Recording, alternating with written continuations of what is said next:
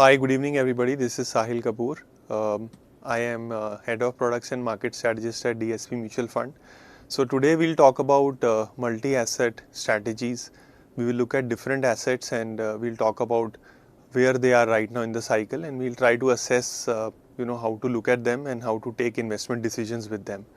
So I'll take a few minutes to run you through our outlook and views on where these assets are at this point in time, and after that we'll take a round of question and answer. So first we'll start with probably the hottest topic right now, which is oil. And we've seen that over the last few months, specifically from 27th Feb onwards, oil has been consistently at a very high price. It's been over $100, and there are a lot of views and outlooks exchanged on what is the impact on crude oil. And in the last few days, there is a lot of chatter around what could be the impact on Indian economy. So if you look at the table that I put up on the screen, it will show you how oil becomes a big problem for the Indian economy. Now, we need to understand two very important factors. One, that India, because it imports a lot of oil, when prices go up, our import bill goes up significantly. So if you look at in FY27, we have estimated that if oil were to average $130, which is a very high price for the full year, then probably our deficit in that year will balloon to a very large number. In fact, our current account deficit will go to about $168 billion. And we've taken some assumptions which are significantly negative or bearish in nature. If you look at the current account and also the capital account, so we need the capital account to cover the current account deficit. So this $168 billion shortfall needs to be covered by capital account. Now, as you know that foreign flows have been extremely muted. So if you expect that muted flows will continue or outflows will continue, there is a high chance that we'll have to cover between 100 to 120 billion dollars of this shortfall. Now, what does this mean? That it tells you that there could be a large rupee depreciation just to account for to cover the shortfall, or probably you will have to see a very large FCNR, etc., or some other policy action to attract foreign flows. So probably if you want to put this into perspective, you will say that if oil averages about $130 in FY27, okay, we haven't really gone there. We are already almost 1.5 months into FY27. Let's say if we were to average $130, then you will need almost $100 billion attraction of foreign capital just to balance out what we are losing. So this is, you could say, a very negative scenario. And why I have put this scenario is that we don't know where oil will be. We don't know whether it will be $130 or $100 or $50. We have no idea. We are trying to assess that what if this scenario plays out. In that case, our deficit will be around 4% of GDP, current account deficit, and that translates to a large rupee depreciation. You can't put mathematical numbers around everything, but this is one frame of reference to think about. And as things stand today, it appears that markets are not discounting this number particularly, maybe some softer version of this number. But as investors, if you want to think about what can go wrong horribly in FY27, this is one scenario. You can also build alternate scenarios. So for example, if you were to say that oil prices are going to decline to, let's say, $80, okay, which is exactly what US short-term energy outlook by EIA is saying, then probably these numbers will not pan out and we'll have a much more positive scenario. You can paint a rosy picture also. But if things go right, I think the economy will benefit, currency will benefit, flows will improve. But that upside will automatically get, right? But what we need to be sure of is what could be the hit when oil goes to $130, and that is what I explained to you. Now, how to think about oil at this point in time. So 2-3 very important indicators per se. First is that even after almost 80 plus days into the conflict, as we stand today, we haven't seen oil prices crossing the highs of early March or mid-March, where oil prices went to about $120. Now this is significant, right? even after such a long blockade, we haven't seen oil prices rallying over the previous high, which tells you that there is some sort of overhang because of the inventory drawdown. There is a lot of oil. There was a lot of oil globally when the war started, and it has sort of supported oil prices from going higher. Second is that, as I mentioned earlier, the short-term energy outlook by EIA tells you that by beginning of June 2026, disruptions in the Middle East are likely to come down, right? And this tells you that if this pans out, then probably we'll see some pressure on oil prices as we go along, right? So this is the second very important insight. Third is that there is an expectation, and actually panning out in data now, that oil demand, which was likely to increase by 1.2 million barrels per day in 2026, is likely to increase only by 0.2 million barrels per day. Now this is a shortfall of 1 million barrel per day, largely because a lot of people are not able to get a handle on supplies, right? And this tells you that this incremental slowdown in demand will probably weigh on prices itself. So in conclusion, I think oil prices, barring a new renewed wave of conflict, could possibly start receding. Of course, if this Strait of Hormuz is opened, they will recede very quickly.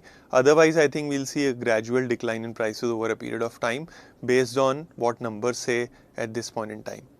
So this is from oil, and probably some positive rub-off can come off on other assets which are sensitive to oil, particularly the Indian stock market, the Indian rupee, and flows that we are receiving. Now we'll go to equities, which is very important, and here we'll talk about why do we think that large caps make a lot more sense over small and mid caps at this point in time.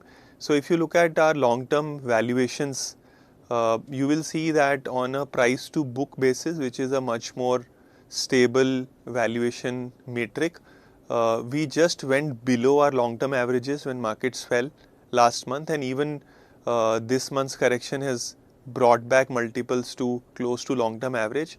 So now we are maybe close to fair multiples or below long-term average multiples. That is where we are from a long-term perspective. But are we cheap? The answer is no. And when do markets become cheap? When we are sitting inside a crisis, right? So for example, during COVID crisis, markets became cheap. During the 2013 crisis, market continued to remain cheap for almost 2 to 3 years. During global financial crisis, market went to very cheap levels.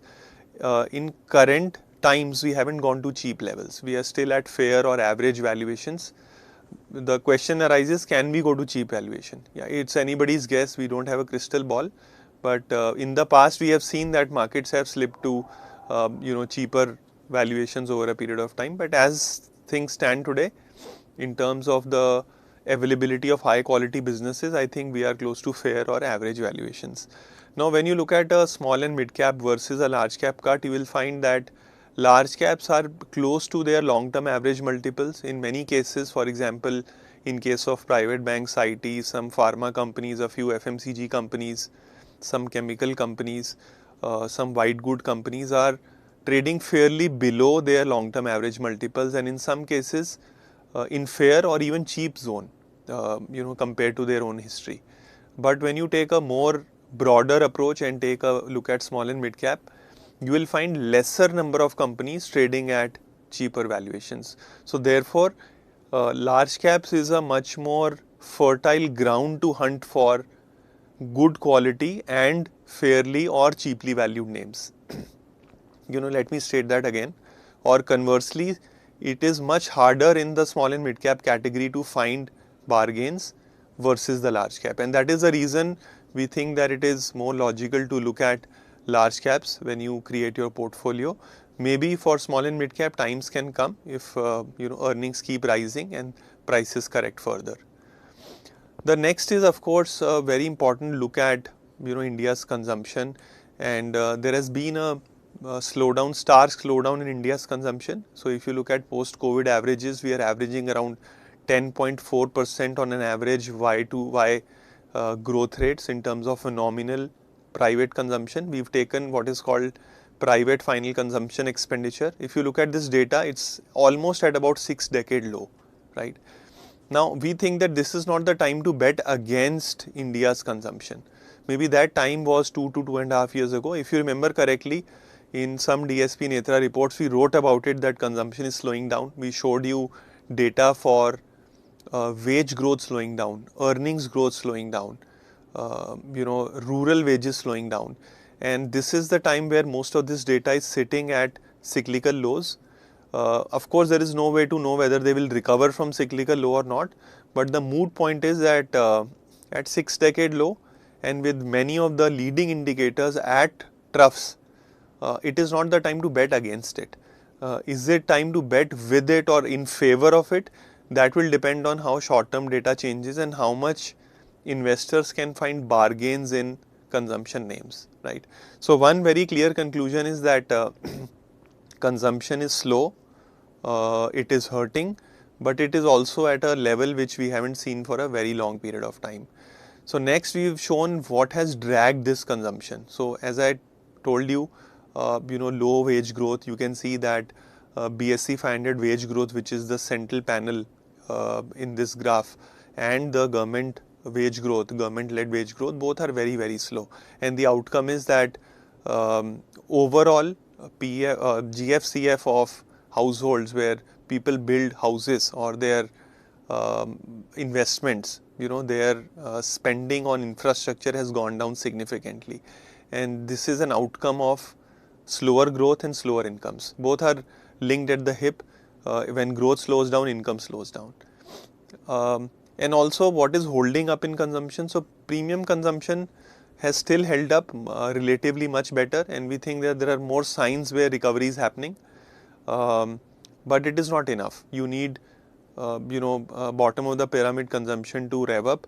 And we are seeing some early signs where credit growth has started to pick up. We are seeing high or mid-digit, mid-double-digit credit growth, which is somewhat heartening to see.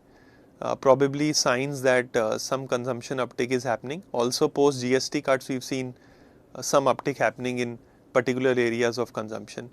And second is that banks have the capacity to lend.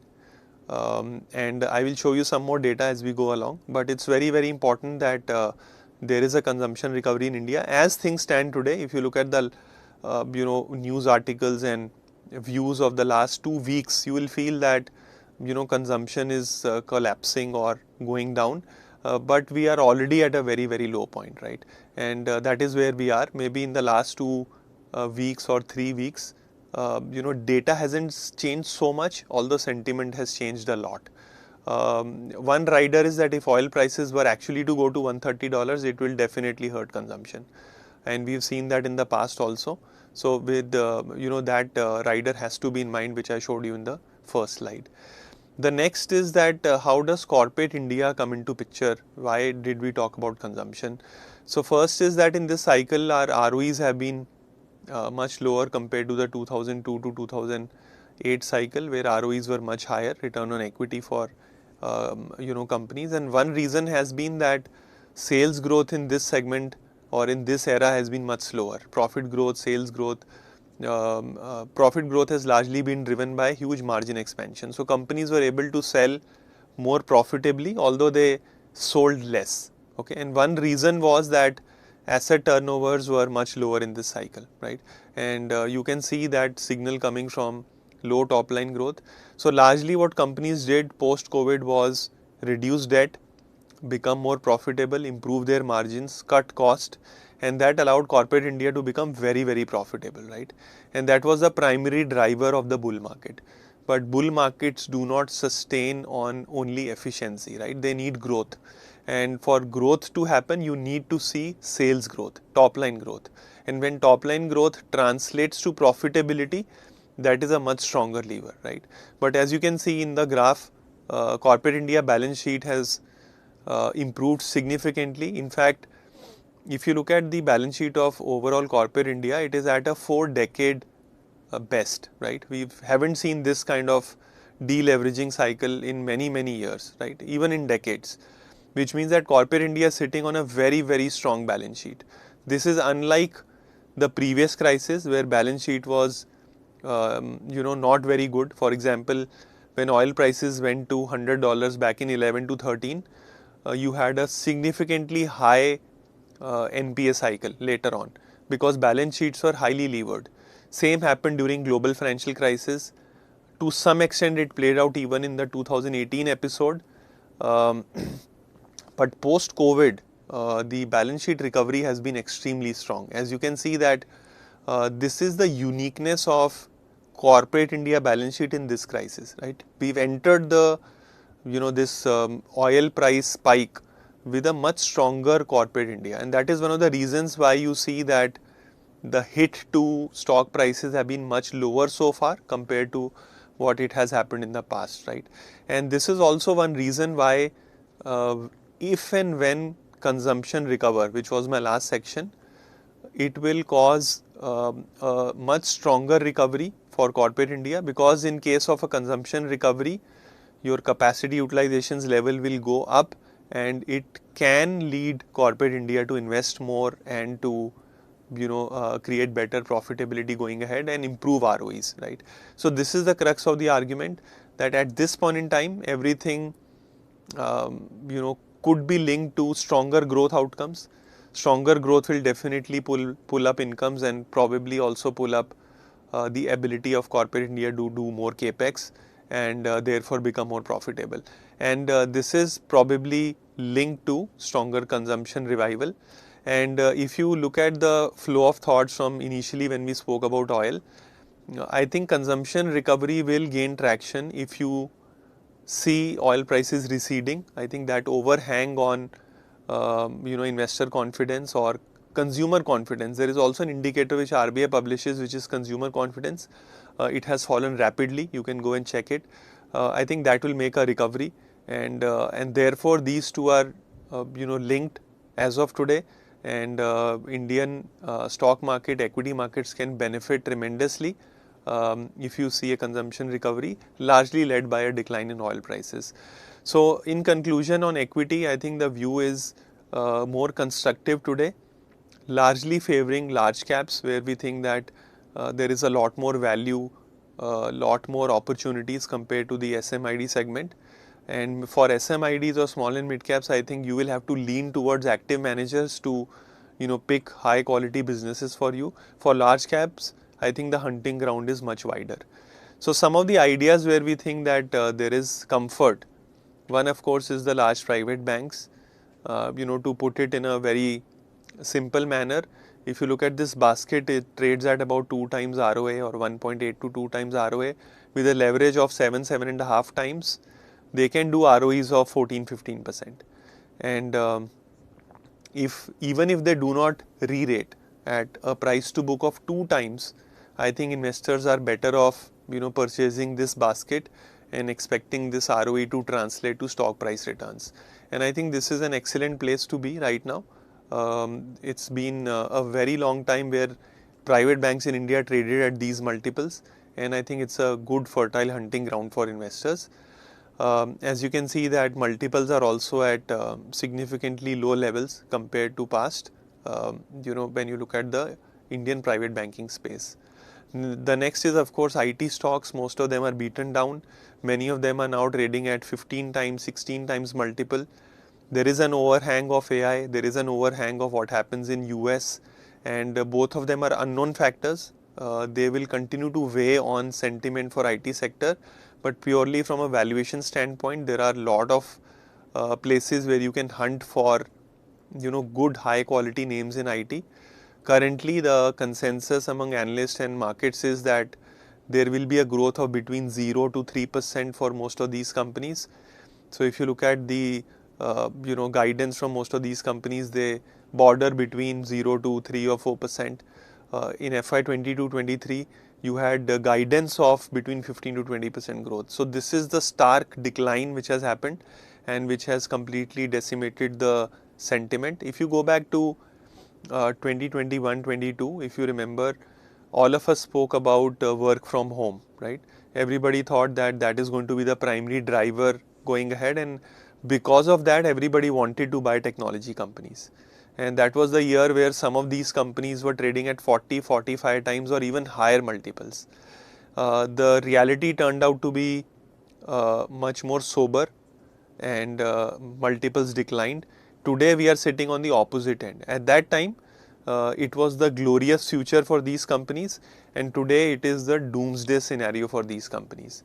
The main point is that the reality is somewhere in between, right? It is not that glorious and not that gloomy, right? It will be somewhere in between, and therefore if you can get companies which do ROICs of 30-40% incrementally and which trade at about 15 to 16 times trailing multiple, I think it becomes a good fertile ground for allocating your capital, not expecting extraordinary outcomes, but at least not overpaying in other areas which trade at about 40 times multiple or 50 times multiple. So I think it remains a very compelling case to find good valuations bet. The next section is, so we spoke about two very important assets earlier, oil and equities, and we discussed two sectors. Now we'll talk about gold and silver. As you can see on the screen, we put out this data many times over the last 3 years, and this is again an update which shows you that gold and silver are now at fair value. Just about 3 months ago we put out this data when they were very high compared to their fair value multiples. In fact, silver was overvalued by almost 50% and gold was 20-25% overvalued. With time, I think they have now come close to fair value multiples, but fair value doesn't give you enough confidence to build a very large position. So therefore, I think this is still the time to be neutral on these metals, particularly on gold. Silver, I think, is still time for it to provide some returns on the table. So one simple idea is that if these commodities give you some more margin of safety, it gives you prices which are below the fair multiple, then it will make sense to become overweight or increase positions. As of today, that margin of safety remains missing, right? And therefore it is still time to wait and watch, remain neutral, and not add fresh incremental positions to these commodities at this point in time. Of course, one asset class which is the debt segment, again a very important segment where we've seen a lot of action. GSEC yields have gone above 7%. But I think many of these data points are now closely linked to what happens to the oil market. So at 525 repo rate and about 190 basis points of term premium, I think it is very comfortable and compelling case. It may not pan out in the short term because of it being very closely linked to what happens to oil. But I think there is enough term premium for duration to continue to remain a very compelling case. Even at the shorter end, I think yields have gone up, making them a very compelling case to continue to have allocation to the debt segment.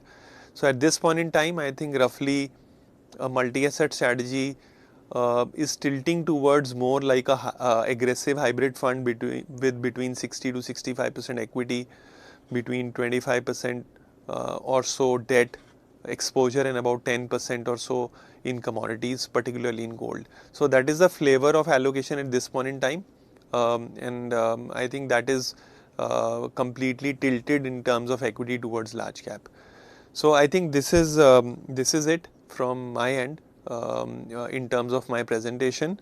Now we'll try and take some questions which you may have, and we'll see and try and answer some of the questions. So I will look at some of the questions which have been put up on the chat window. So one question is that in the last two to 3 months, multi-asset funds have not delivered very high returns, or they've been largely negative. What should be the next step? So as investors, if you are investing in a multi-asset fund and if you are looking at the returns over a 2 to 3 month window, then probably this is not the right category for you.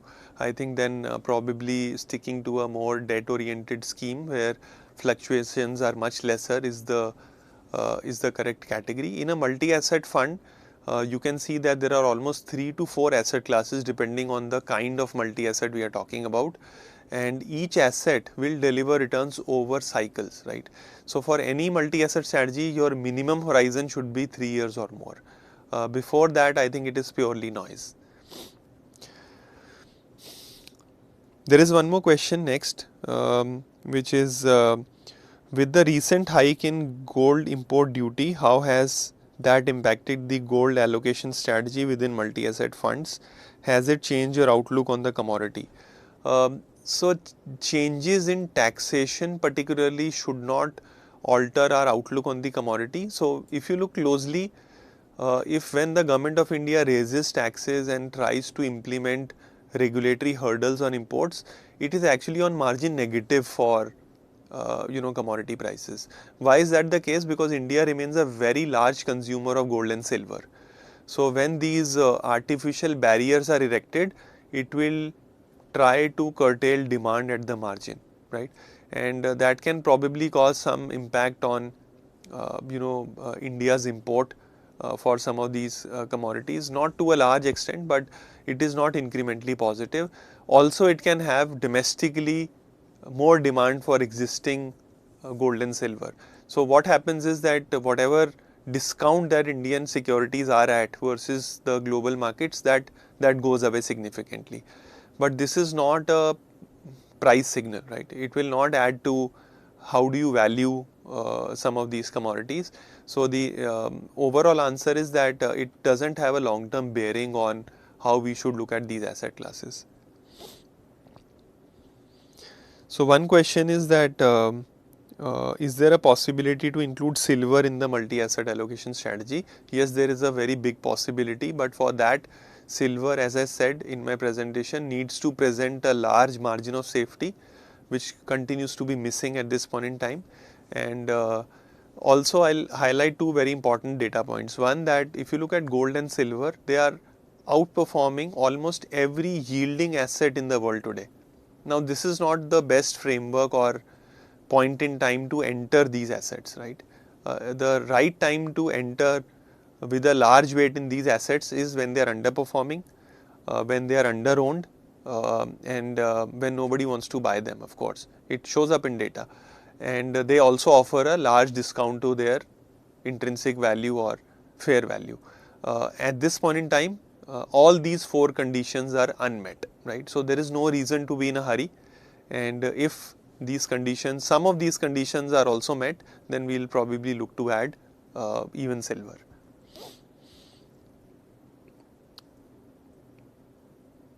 So there is a question on why BFSI IT have large weightage, what is the reason? And I think I enumerated that reason clearly during my presentation.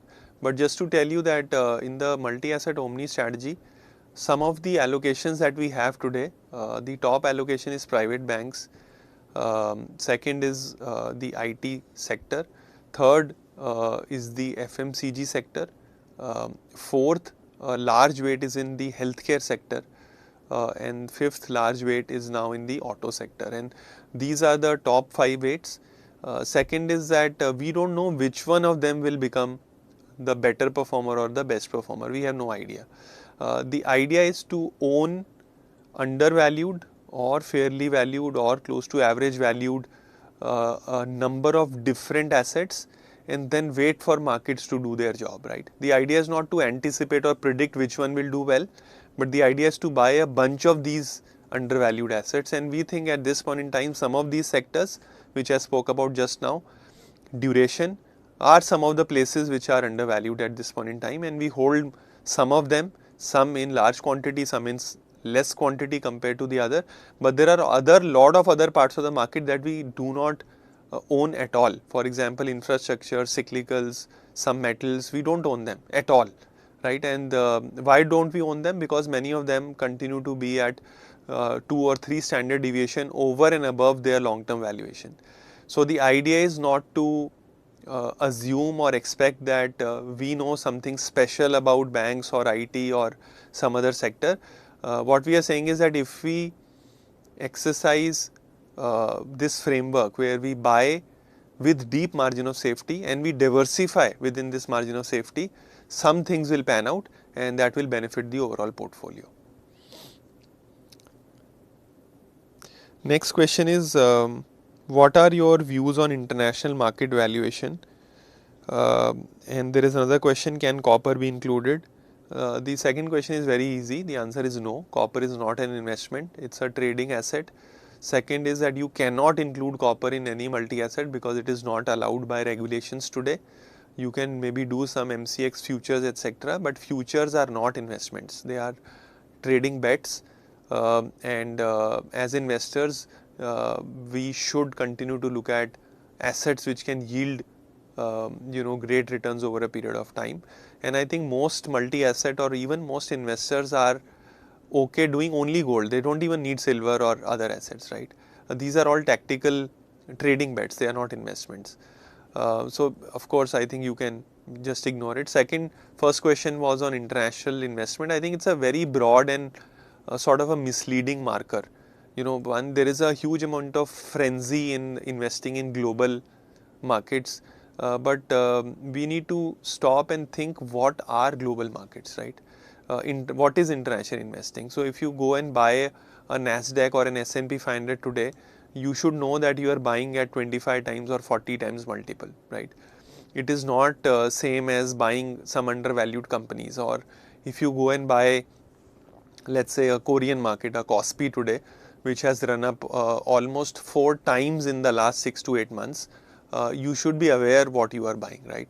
So the right frame of reference to think about international markets or global market is to think in terms of what kind of businesses or companies you are buying, not in terms of countries or specific indices.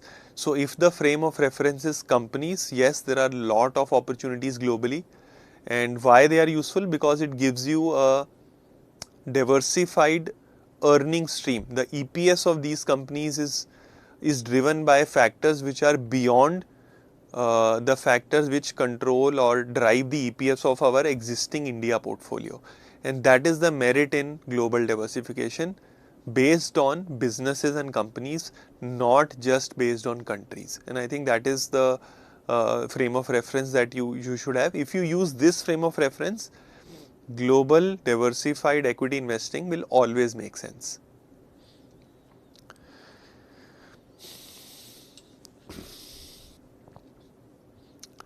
So there is a question on what are your views on long duration, which I already spoke about. Given the INR depreciation, most of the global funds are closed. How should one hedge his position in such scenario? So one important point is that of course gold gives you some INR diversification, right? And also we should clearly think about that when in the cycle should we think about INR depreciation. So if some of you are the readers of DSP Netra, you will remember that almost 2 years ago we wrote about slowing FDI flows, slowing FPI flows, high valuations, significant risk on the rupee. At that time I remember rupee was close to maybe 82 or 84 to the dollar, and REAR was 110 plus, right? All these data points are publicly available. And today, what are these data points? REAR is below 90. It will be published on 21st of May by BIS. But if you calculate it today, it will be closer to 89 or so based on the current exchange rate. Secondly, that we've seen valuations have come down significantly for most assets, not just stocks, not just bonds, in many other cases also, right? I'm talking about Indian rupee assets, right? So valuations have come down. Maybe not, they have not become cheap, but in large part where international investors or foreign investors are focused, valuations have of course come down. So my sense is that cyclically, if you are looking only for diversification benefits and you are going to do it for over a 10 or 15-year period, then I think it's an absolutely fine case to make. But if it is driven by short-term FOMO, if it is driven by that because rupee is going down, I want to hedge it, then probably this may not be the best time to do that, right? From a point-to-point perspective, I think this could probably be one of the worst times or not so best times to go against the rupee, just because it is significantly undervalued on most accounts. And historical data will tell you that these are the times where you lose that diversification benefit rather than gain it.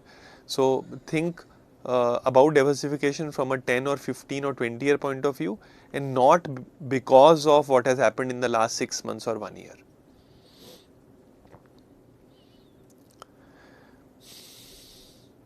There is a question on what are your thoughts on FII? Do you think we will see good numbers? So I don't have a crystal ball. I do not know whether FIs will return. You just need to find whether there are conducive conditions or not. So when the conditions were extremely hostile, we wrote about it that conditions for foreign investments are not very conducive. And now in the month of April, we wrote that these are the most conducive investments to own rupee assets. Now, whether those conducive conditions will create foreign flows or not, we have no idea, right? It's a pure, crystal gazing. We can't assume we have any expertise in doing that. So the plain answer is we don't know. But yeah, for foreign investors to own some rupee assets, I think the conditions are right.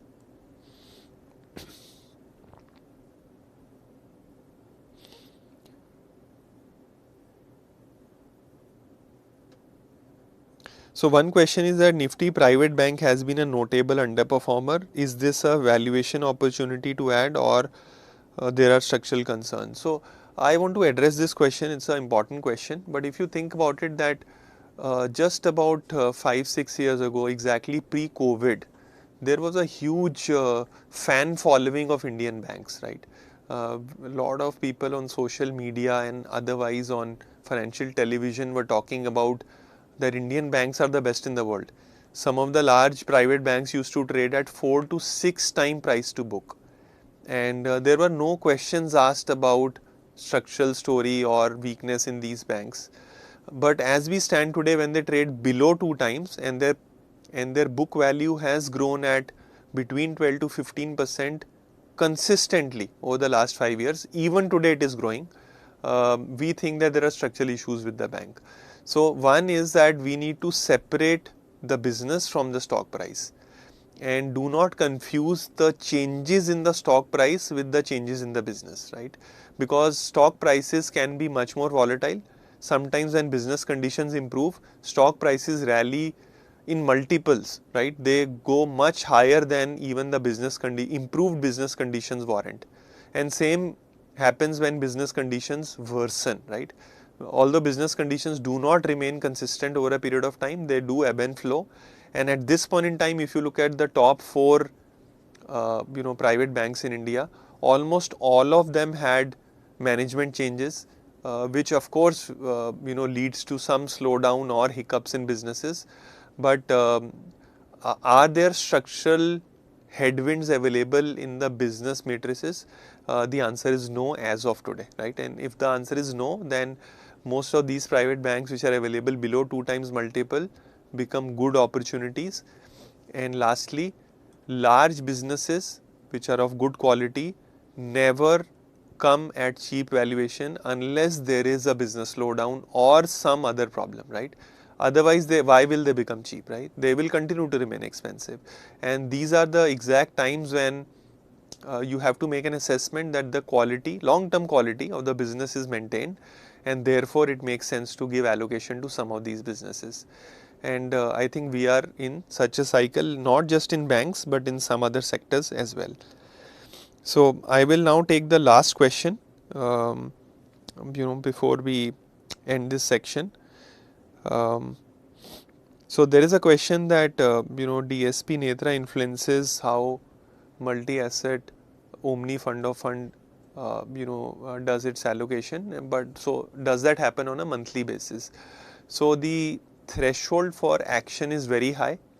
It does not change on a monthly basis. It does and can change when prices vary a lot. So for example, if you remember, in March and April, there were large price changes in stocks, which warranted allocation changes. But if you look carefully, in terms of gold, the prices have been volatile, but they haven't gone anywhere. Over the last 3 months, they are more or less at the same price, right? So it hasn't warranted any change in allocation. So I think it is more about what opportunities are offered, what full tosses are offered.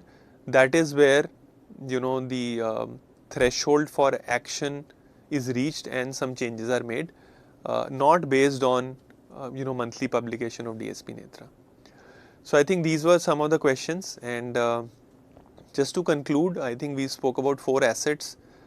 We started with oil. We think that probably some improvement can occur if Strait of Hormuz is opened in terms of prices coming down from June onwards, if that were to pan out. But a big red flag is if oil prices go to $130, it becomes a very big overhang and a drag on most Indian assets, including stocks and the rupee, and of course the GSEC yield. But as of now, whatever data shows you, there is a chance that we'll see some improvement. Second, equity markets offer pockets of bargains in large cap, and that is where the focus should be. Gold and silver continue to be close to their fair multiples. They do not show a large margin of safety, and therefore a neutral stance is warranted. And GSEC presents a good margin of safety depending on the term premium available, and therefore we continue to hold that view. So with this, I think we'll try and end this conversation. Thank you for joining, and we'll see you again soon. Mutual fund investments are subject to market risks. Read all scheme-related documents carefully.